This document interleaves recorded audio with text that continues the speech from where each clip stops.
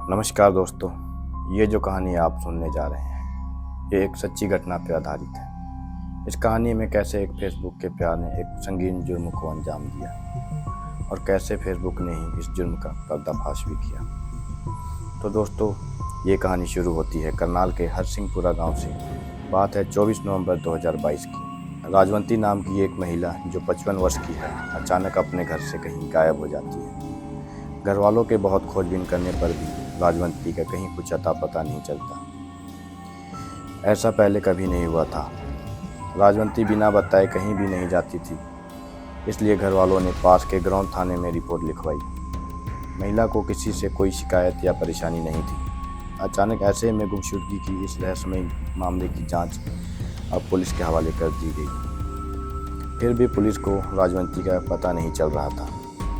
जैसे जैसे समय बीतता गया, राजवंती की मिलने की आस भी कम होती जा रही थी। महीनों बीत जाते हैं पर राजवंती का पता नहीं चलता। अभी इस मामले की जांच चल ही रही थी कि पुलिस का ध्यान एक अजीब इत्तेफाक पे गया जो पूरे केस की रुख ही बदल दी।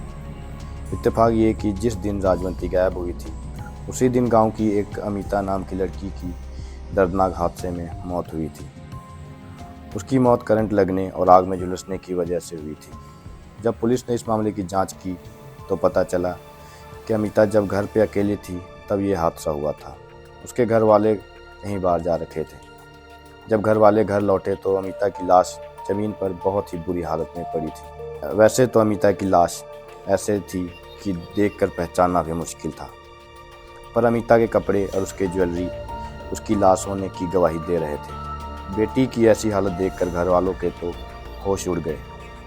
जब पुलिस ने अमिता की मौत के बारे में पता लगाया तो पता चला कि घर वालों ने अमिता की मौत को एक हादसा समझकर उसका अंतिम संस्कार कर दिया है।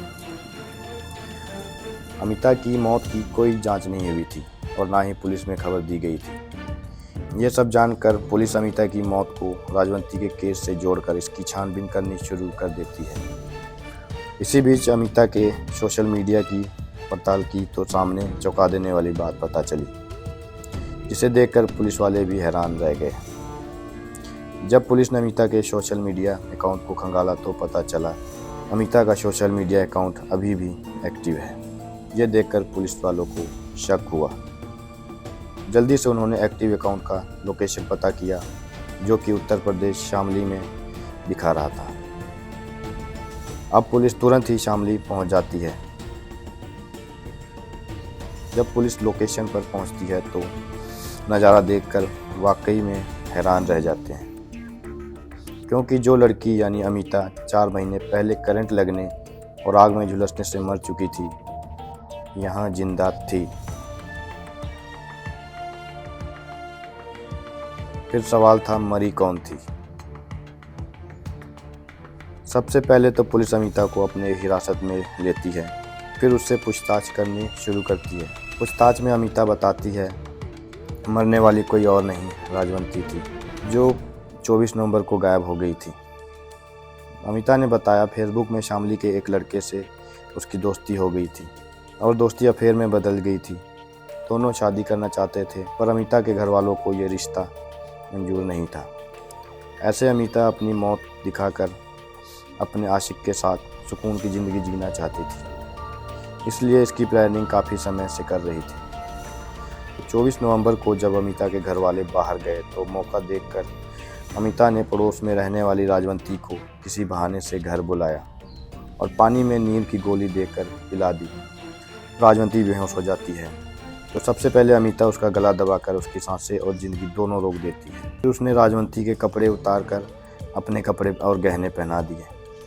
इसके बाद अमिता ने उसको करंट लगाया, फिर जला दी ताकि लाश किसी के पहचान में ना आ सके। इसके बाद अमिता अपने फेसबुक वाले प्यार के साथ शामली भाग जाती है। वहीं रहने लगती है, लेकिन जुर्म कभी छुपता नहीं।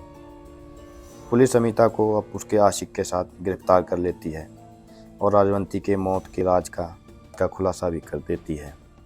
तो दोस्तों, कैसी लगी ये क्राइम की सच्ची घटना? कमेंट करके ज़रूर बताएं और ऐसे ही सच्ची क्राइम स्टोरी के लिए हमारे चैनल को सब्सक्राइब करके बेल आइकन ज़रूर दबा लें। तो मिलते हैं अगले वीडियो में, तब तक के लिए धन्यवाद।